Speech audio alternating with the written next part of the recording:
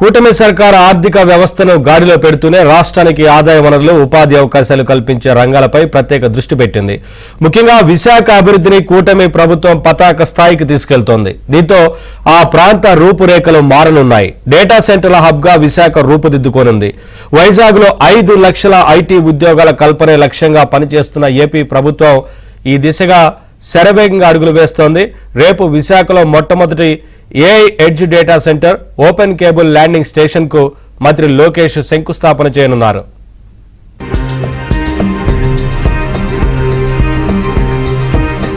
AI ఆధారిత data centre రాక వల్ల భారతదేశ తదుపరి గ్లోబల్ డిజిటల్ గేట్వేగా విశాఖ రూపుదిద్దుకుంటోంది. నాస్టాక్ లో నమోదైన ప్రముఖ digital ICT solutions providers Sify technologies అనుబంధ సంస్థ సిఫీ ఇన్ఫినిట్ స్పేసెస్ లిమిటెడ్ నిర్మించబోయే 50 మెగావాట్ల ఏఐ ఆధారిత ఎడ్జ్ డేటా సెంటర్ ను మంత్రి లోకేష్ శంకుస్థాపన చేయనున్నారు. దీంతో పాటు ఓపెన్ కేబుల్ ల్యాండింగ్ స్టేషన్ కు శంకుస్థాపన చేస్తారు. రాష్ట్ర ప్రభుత్వం కేటాయించిన 3.6 ఎకరాల భూమిలో 1500 కోట్ల రూపాయల పెట్టుబడితో 2 దశల్లో ఏఐ ఎడ్జ్ డేటా సెంటర్ ను సిఫీ అభివృద్ధి చేయనుంది. తద్వారా 1000 మందికి పైగా ఉద్యోగ అవకాశాలు లభిస్తాయని అంచనా వేస్తున్నారు. నూతన కేబుల్ ల్యాండింగ్ స్టేషన్ సదుపాయం వల్ల సముద్రపు కేబుల్ కనెక్టివిటీని మెరుగుపరుస్తూ ఎడ్జ్ స్థాయిలో ఏఐ కంప్యూటింగ్ సామర్థ్యాన్ని విస్తరించే అవకాశం కల్పిస్తోంది. విశాఖపట్నంలో మనం ప్రపంచ డేటా సెంటర్ ప్రపంచంలోనే పెద్ద డేటా సెంటర్ కూడా రాబోతుంది. అంటే రేపు విశాఖపట్నం డేటా హబ్ గా మారబోతుంది.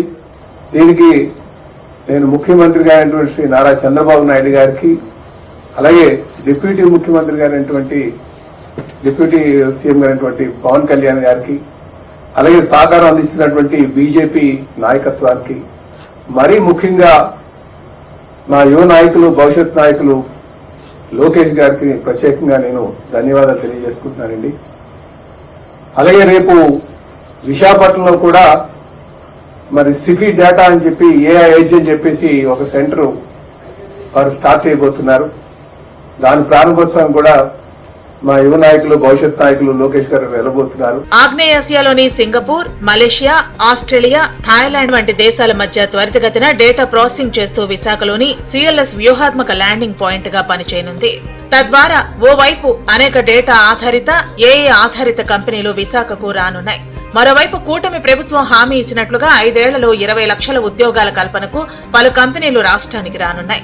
కేవలం ఐటీ మాత్రమే కాకుండా quantum computing, AI, data classification వంటి రంగాల్లో కూడా ఉన్న అవకాశాలను అందిపుచ్చుకునేందుకు ప్రయత్నాలు చేస్తోంది.